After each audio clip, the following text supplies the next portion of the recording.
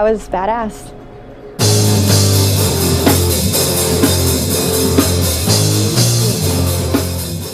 Hey, you guys, we're here with the creator and lead actress from Bomb, Leah Ashton, and Michael Payton. I almost called you your brother's name again, Michael. Yep, it happens my whole life. I don't know what is, there's something going on, but what really is going on is your movie. Oh my God, how much fun, what a pleasure it was to watch.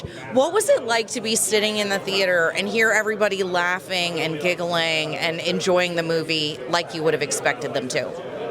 Well, it kind of recreated a bit of the feeling that we had on set. Because when we were pulling the rabbit out of the hat for a music scene or the vomit scene or whatever, like whatever moment we were trying to pull off, we routinely excited ourselves and excited the extras, and when we wrapped, people didn't want to leave the set. And so, you know, to see that reflected in the audience, no, it was wonderful. Okay, so this one of the things about this movie I shared. So just so you guys know, I got to speak with Michael a little bit yesterday before we saw the movie in the theater with everyone.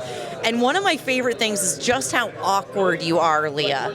Your character is so awkward, and the whole time I was going, ah. So did Michael share the story with you? Like, how did you like?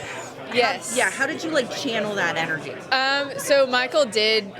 He was the director, so he did direct me for a couple of things. He kind of gave me a little bit of insight on how to approach Lane and kind of how I am, you know, energy-wise. So whenever I was doing everything, it seemed really normal to me, and it seemed fun because he was like correcting like more physicality. And that kind of got me in that headspace a little bit more. But I think that in itself made it seem awkward. But like for me, I was just doing Lane. The acting was so good, and we talk a lot when we're critiquing movies about how, you know, we see really good actors do a very bad job, and you go, well, I actually don't think that was the director. The actor. I think that was the director. I think that was bad directing and not bad acting. So how much were you like? How much did you get to kind of like pull what you wanted out of everybody? How hard was that? Well, it's really just a matter of respecting everyone's process. So there are a lot of actors who do this thing, you call it substitution. Yeah, they pull from real lived experience and trauma, and it's not the most healthy thing to do. And I learned early on, Leah, you even told me, that that's not what you do. You just embody the character and you can turn it on and off like a switch. So that was you. There are other actors where maybe they want a little bit more, and so you have to build a safe space for them to dig for the character in a more method way. And that's, people talk about like intimacy coordinators on set and things like that. I assume it must be similar. Yes, there was a deleted, very, very steamy kiss where we used an intimacy coordinator. There was a bite involved in the kiss, and I did not want the actors to be uncomfortable. So Payton Hall, wonderful producer, writer, filmmaker all around, who also does intimacy coordination. She's credited, but we screened it once and someone called from the back. It was Taylor Fredericks. He asked, "Where's the intimacy?"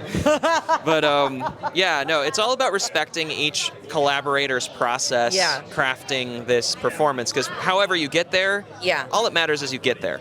Okay, random question. Who's the person sitting in the cafe at the end facing the door? I'm so happy you asked this, actually. Okay. So that's actually the person that was in charge of wardrobe and makeup. Outfit was wonderful. Would you like to name drop them real quick? Mary Stone. Yes. Genius Mary Stone. Absolutely genius. I love her. You guys, so she was the costumer? So Jordan Jackson was head of wardrobe.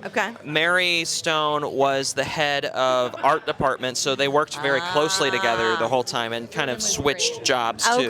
Oh my gosh. But Mary just was this haunting little ghost in the back of our... She wore the perfect thing for the perfect day, so it was great. I totally was like, I'm like, watching this scene of, and now that I have all the context, and like, so I'm watching you, Leah, play out Michael, and I'm imagining it all, and then I'm like, who's this creepy person in the corner, like not noticing all the children's like making a bunch of ruckus and stuff like that. So that was super funny.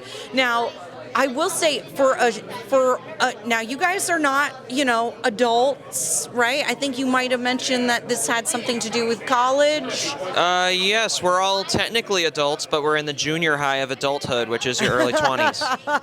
Early 20s. So this does not look like college film friends. This is really pretty. So when you talk about the art department and the look, that like color hue to everything, it just felt like grimy. It felt dirty. How did you get that look? Lots of pre-production. Okay. So, and Leah can tell you a little more about the music and rehearsal side of that. Oh my God, you guys! Bro. Okay. But okay, hold on. Go ahead. You were talking about the look. Yes. So I met with Josh Bolin, our DP and colorist. Okay. Who is okay. amazing. Excellent. He is the Roger Deakins of Austin, Texas, and I will stand by that forever. Well, you heard it here first, ladies and gentlemen. Yeah, and he is so good that he didn't even need to finish film school. He dropped out of college and is working full-time in the film industry, and he's getting a lot of work. All right. So anyway, Josh and I met in a music video class, and I produced a video of his. He shot one of mine. Then we spent a whole month with this 90-shot spreadsheet that I made for every image in Bomb, and we went through it so granularly. Lens choices, I showed him my comparables. They were all shot on Cooke Prime lenses, so he rented Cooke Prime lenses. And by the end of pre-production, I turned to Josh, and he even did some pre-viz by capturing y'all's rehearsals as a band. I turned to him and I said, honestly, if I get in a fatal car accident or some horrible thing happens, direct this film for me. Okay. If you have at least one person on set that could do that for you, then you're doing it right. Then you're doing a good job. Okay, so hold on. I'm not going to lie, you guys. I'm not a metal punk person. Nor are a lot of the people who made this film. So now you're talking about doing rehearsals, and I'm going, were those rehearsals? Okay. Okay, say more. Tell me all about it. Basically, we did about, I think the first time we all met with each other, it was basically just a band rehearsal. Okay. So it was all friends who bleep. You can watch the movie and see the rest of the name. But we all got together. I never played bass before. That is so real. Like, I've never played bass. It was really fun. But you play guitar. Yes, I do play guitar. She's a wonderful guitarist. I do play guitar. So that was real. Yes, that was real. Okay. But we did do practice sessions. We just like jammed out. We made a lot of stuff. All of the songs that you can see in that, except for I think Limp. Limp Dick is so the one thing that. Oh yeah, sorry. I think Dick is okay to say. I don't know. Yeah. So the opening song is by a group called User Unauthorized. They're rising stars in the local hardcore scene in Austin. Very sweet too. But the rest of the songs are original. I wrote all the lyrics and music, and Zach Weiss stepped into the frontman role. He played the frontman of Friends Who Frick. Friends Who do stuff. Friends Who do stuff. Friends Who are best friends. But start with an F. Friendly way. Yes. But no, Zach stepped into his persona kind of instantly because he's a fan of post-hardcore, which is like all of the bands that I based this band on. Okay. So y'all were able to kind of take the music that I had written just to start y'all. Yeah. And then took it in your direction while I worked with the technical and art departments. Yeah, it was all really, really great. I mean, the shot that you see of me picking up the guitar and all of that happening, we only did that in one shot.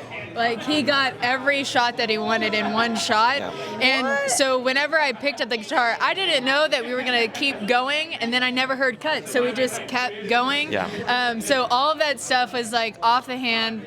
It was great. The guitar, was damaged right before then. There's a little bit of a fight scene that happens. So whenever I picked it up and I started playing, I think one of the strings like popped off. Oh, it was more than that. Oh, a couple of things. The bridge was completely broken. It was held together by Gorilla Glue. Gorilla Glue. It was Gorilla Glue that was holding the whole scene together.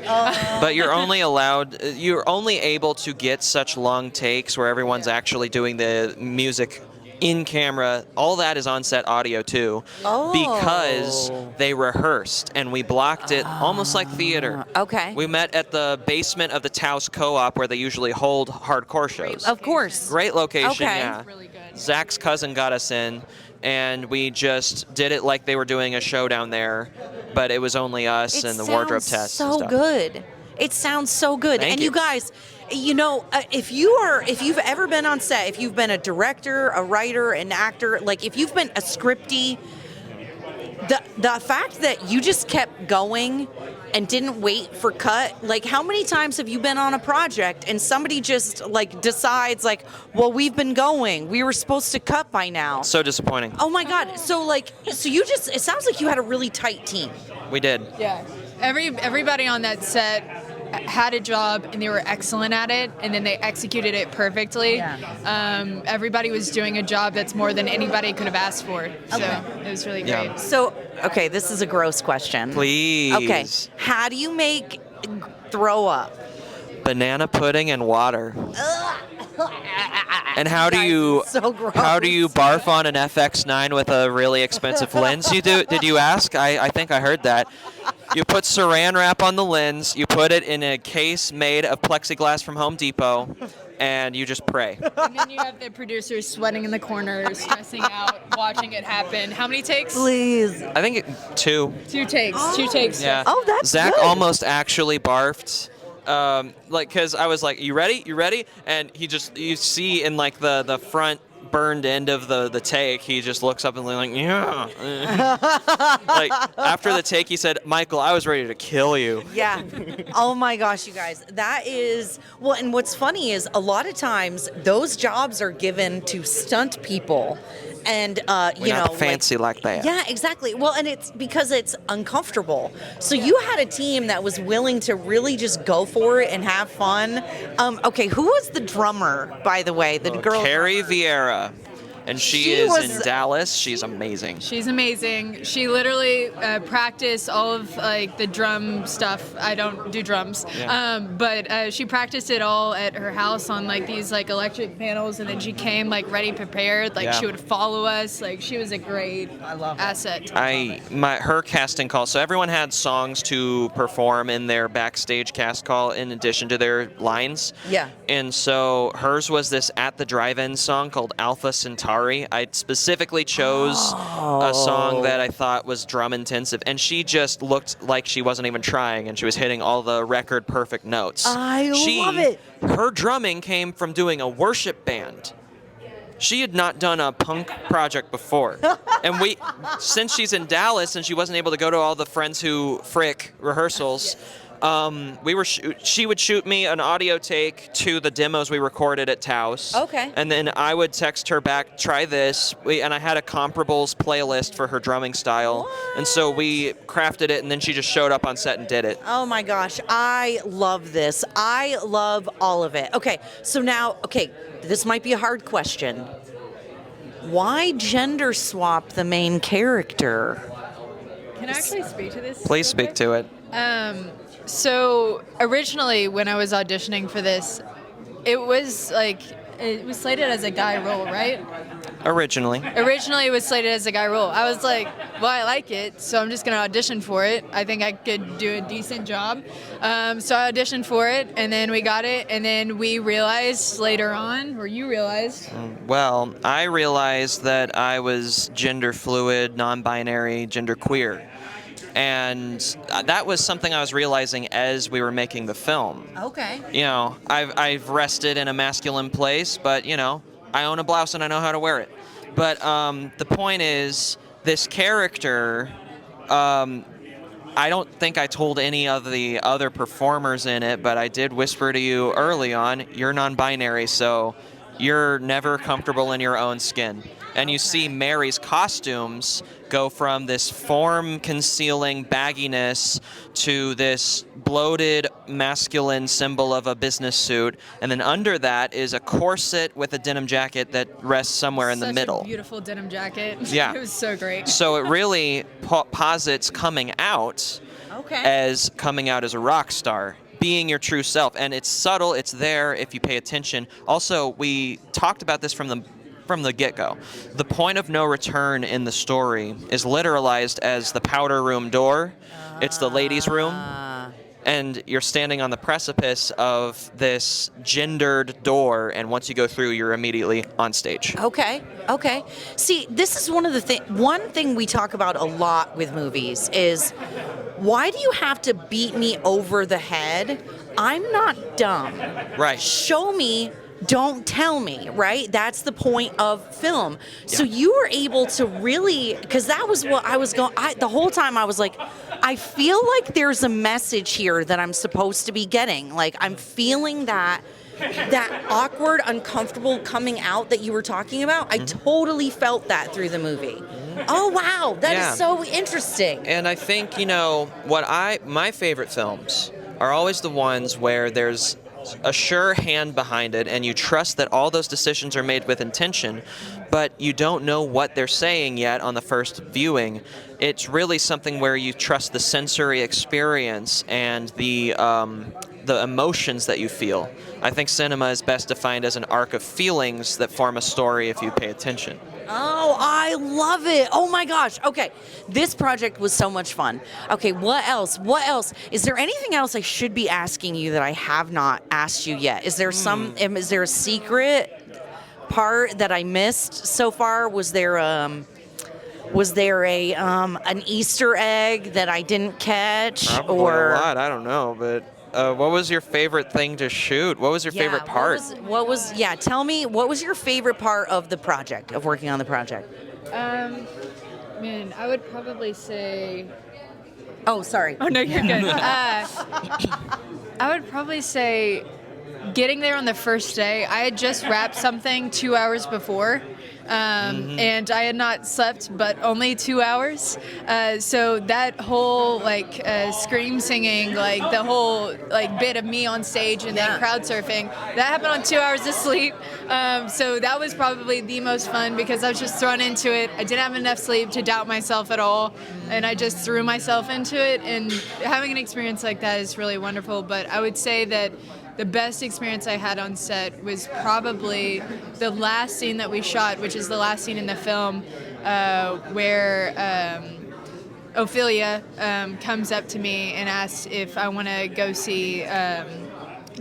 be a part of the recording session the next day. And I think that bit, because it is the whole arc of it, it was such a fun production to be a part of.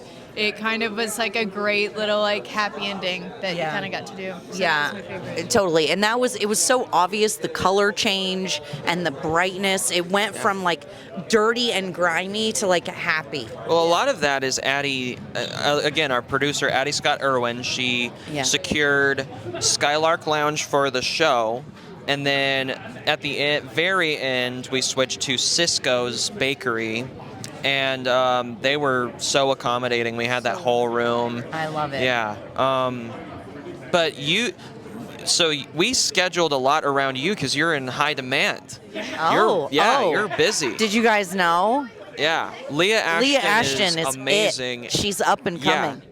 And so there are some behind the band shots where it's me. Yeah, that's the best part of this whole thing. So the blood that's on the guitar and fingers? That's him. I wasn't there for the first day. So everything that's me, shot from behind, and you're maybe that hair is a little bit poofier than originally. We have not gotten any comments. This guy. Yeah. He didn't grow out his hair. Michael's also a body double in case you need it. What I did, because I've done this for a music video before that Mary also did wardrobe and art for, so I'm no stranger to drag. And so I just got in a Leah costume with a big hair, the same wig that I wore to play a runaway bride. And so from behind, there's some Leah that is me. And then the hand double, I knew they would see man hands. So we had actually a friend named Cheney. Oh, really? Yeah, her dad's involved in the local punk scene. Okay. No, well, you weren't there. See, Oh, this is what people don't. You have to get creative. Yeah. You know, you have to think outside of the box because sometimes you don't get the shot that you need. Right. Sometimes something happens with the audio or the video or something, or somebody can't show up, and you got to make do with what you have. So, what was your favorite part, Michael, of producing this project? Oh, it's got to be after we said that's a wrap and no one left. And we just talked till like 1 a.m. and we had this wonderful thing where we went around. This starts with maybe my upbringing in youth group or something, but I love fostering community and breaking the ice. And so we went around and said our favorite part, our roses and thorns, happies and crappies. We just sat around with cake. Oh my God, you guys are such theater kids. Yeah, that totally. Is oh my God, I love it. You are my people. Totally. Oh my God, you guys are my people. Oh my gosh, I love it. Because that's the best, like you sit and you talk about, right? Like you get notes from your director, right? And it's like, and it's not bad. Right. It's not, it's just, how do we improve? What do we do better next time? How do we like appreciate each other and show gratitude? Yes. I love that. That is the most important part of a set. I think the work will speak for itself if you create a good culture on set where everyone knows, even if we don't go with the decision they want to make or the suggestion they make, we will always listen. Yeah. And it doesn't matter what your position is on set, you are valued for your role that you're doing, your labor, and your passion. I love it. If you go from the jump, not seeing yourself as an auteur director, but as someone that can try and tie together all these consummate professionals and passionate people, then you will get from all those people the trust that you give them. You'll get something back, and then the work speaks for itself. Oh, I love it. Okay, final words, Mr. Michael Payton, creator, writer, director, man of Bomb. Final words for the audience. Final words. I set out to make this film to communicate, even if punk and metal are not your thing, that the people who make that music have feelings too, and punk and rock and hardcore culture are not monolithic. There are awkward people, there are queer people, there are the usual kind of faced frontmen, but coked out drummers, but they're not the only ones. There's a sensitive person in there. Sure. Yeah. Oh yeah, and there's straight edge. You can be sober and be involved in punk. Oh, that was okay. Hold on. Yeah. That was the other thing I wanted to ask you. Yeah. So you mentioned while we in the little Q&A after the movie that are you sober? I am. And sobriety looks different for different people. But the way that I have found that I work best is everything but a glass of wine occasionally is teetotaled. And I work with a therapist and all that stuff. It didn't come from hitting a rock bottom. It just came from learning some things about my mental health that meant I had different limits than other people. Yes. And so I did make an ass of myself a couple times in college, but really I learned that it's not something to be ashamed of or feel like you're cheated out of if you can't go sicko mode like your friends. Yes. And you can still be involved in things like hardcore punk and film and art and all these vibrant things. Yes, you still have fun. Yes, yeah. Absolutely. And as long as you get enough sleep, you get a good exercise, good diet, surround yourself with good people, positive influences. What nourish your soul, whether that means religion or meditation or reading a book, whatever it is. There are so many more worthwhile things in life. And so, yeah. That's why I celebrated 15 years sober this year. So thank you. Thank you. So that's when I heard you say that, I was just like, all right, I knew I liked this kid. All right, he's going to do all right. He's going to do all right. Because honestly, it is one of those things that I think so much in our culture, especially if you're an artist, how many of your friends from school, from film school, from art school, ended up on drugs, committing suicide, addicted, homeless, or fill in the blank. I feel like artists, particularly because we're so sensitive, we are more apt and prone to be stricken with those things because we're trying to like deal with the world around us. Yeah.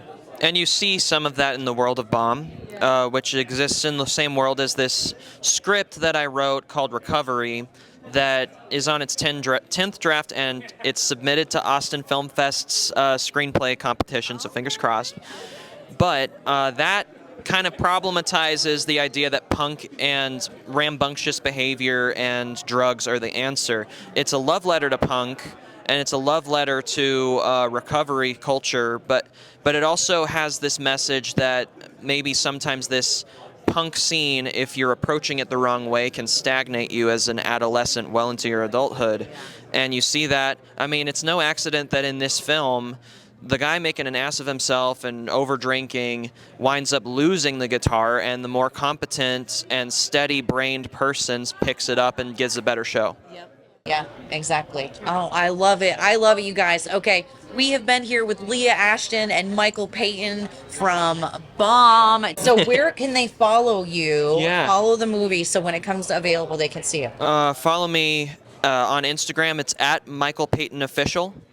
On Twitter, not X, Twitter, it's at Mike's Movie Hole. And on YouTube, it's Michael Payton. And if you want to get a music video made and you're in Austin, send business inquiries to michaelpaytonfilms@gmail.com. I love doing that stuff. But yeah. And now, Leah, what about you? For me, you can follow what I'm up to. My Instagram is Leah Ashton, LeahAshten. So you can check out what we're doing there. I'll be posting some Bomb things, hopefully, in the future. Excellent. Hell yeah. And if you need an awkward actress or an actress she does a lot to more. do awkward, She can be cool too. I can be cool. What was that skater one you did? Skater one. Oh, Muffy and Bet. Yeah. That one was cool. All right, y'all. You got to watch these guys. You're going to be hearing from them a lot in the future. All right, see you later. Peace.